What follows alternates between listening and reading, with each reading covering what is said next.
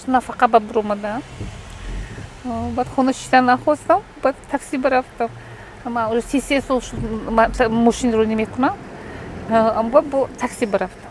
یعنی تجربه 33 ساله رانندگی دارید. Да. از این پیش در کجا کار میکردید؟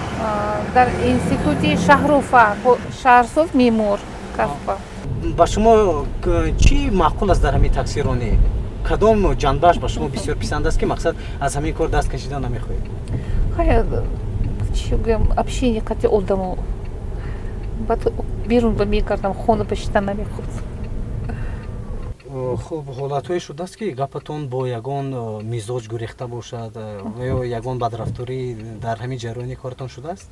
بدرفتاری میشد که що وایش چی میگن کیرویش نداده رفتگی‌هایش شد خیلی وشم هست. بعد این رو چه خیلی شما با شرکت میگویید یعنی اون پولی نه نگفتم چی نگفتم. خودتون پرداخت میکنید؟ نگفتم چی. بهترین تحفه‌ای که شوهرتون مثال در همون زندگی یک جایتون کرده است چی بود؟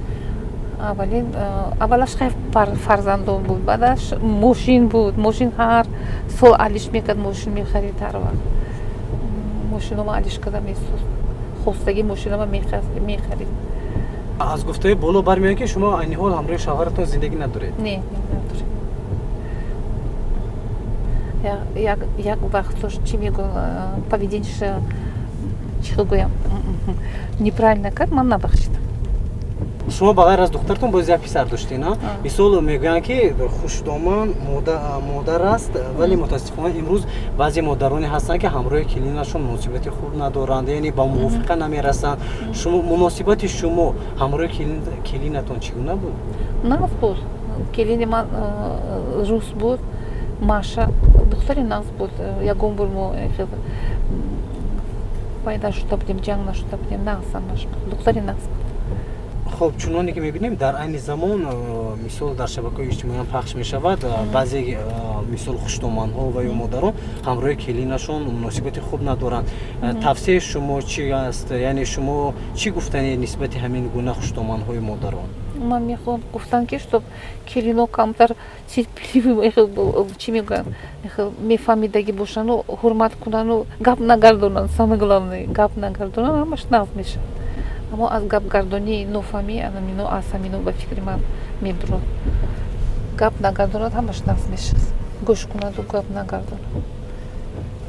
با شما این زمان یعنی خوراندن و پوشاندن دو خردسال مشکلی نمیارد؟ چی بگویم نه نرمально میشه تماشا. از زندگی با همه پس بلندی هست همه با میشه موبایم هست همه با هست. روز بهترینتون در حیاتتون کدام روز؟ تولد نبیره هم. از همه بدترینش چی؟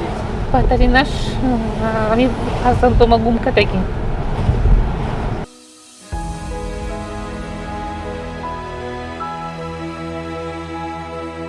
در روز مادران با بانوان شما چی تمنا دارید؟ چی گفتنی دارید؟ با بانوان میخوام که همشون خوشبخت باشن. سری فرزند باشن و هر وقت زنده باشن سلامت باشن. هیچ کس دوی فرزند نبینه.